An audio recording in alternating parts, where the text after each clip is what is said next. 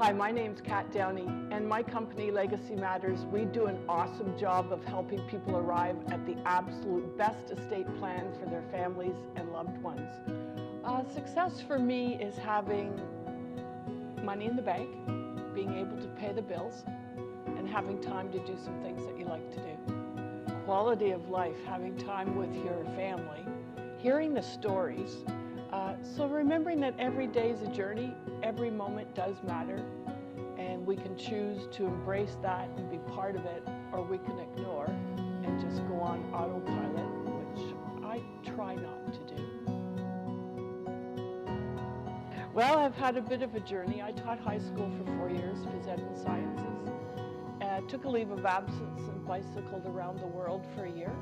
I was living in Toronto at the time near Casa Loma campus for George Brown College. So I went over there to see if there was a night school course I could pick up and teach. And they had a need for what they call pre-health chemistry. And it was an absolute perfect course for me to teach. I have 3 daughters, so I'd been on maternity leave 3 times before from the college system.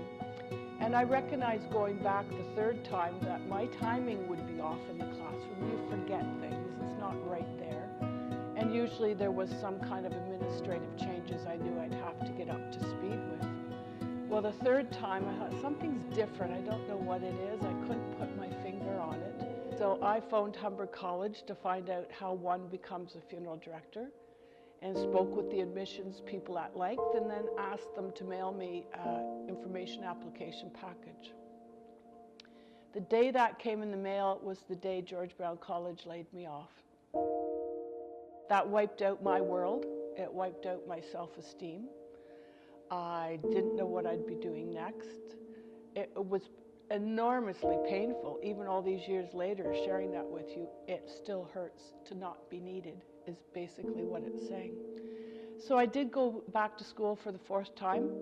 It's a 2-year program at Humber, and I loved it right from the beginning.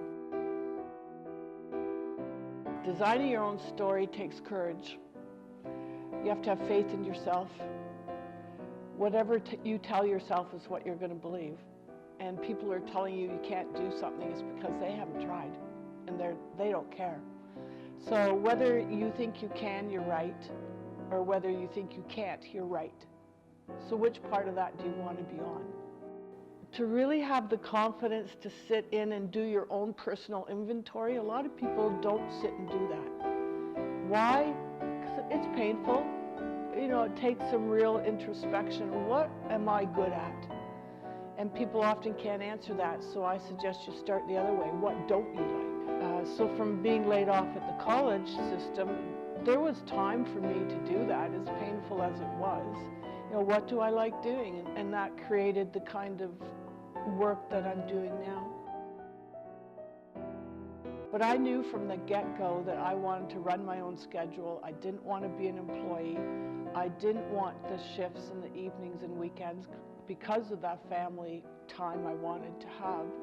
So I created the brokerage kind of concept where I work with different funeral homes in different geographical areas, and that had never been done before.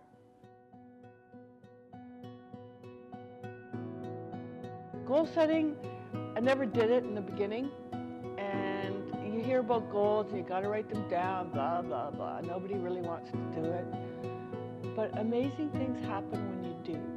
Social media wasn't there in the beginning when I started this, and I really did honestly have to wrap my head around the importance of this. I have to tell you, I was a naysayer in the beginning. I had a website, but the whole notion of driving people to your website, you know, what's your initial offering, what's your free giveaway, I've developed lots of those things now.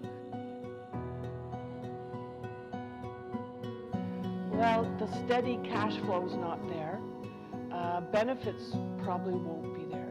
There's ups and downs financially, for sure. I've had to rely on lines of credit cards. And then there's better times when you get that managed and pay it off. It's not great to be running in a deficit, I understand that. But you can't predict exactly what you're going to make all the time. I am a tenacious follower-upper. If people say yes, I'm on that. because there's this notion of timing. They've come to hear speak, or they've got something on the go in their family, maybe their health has changed, or they've had a friend who went through a funeral that was horrific or it was great, and it's brought it to mind for them.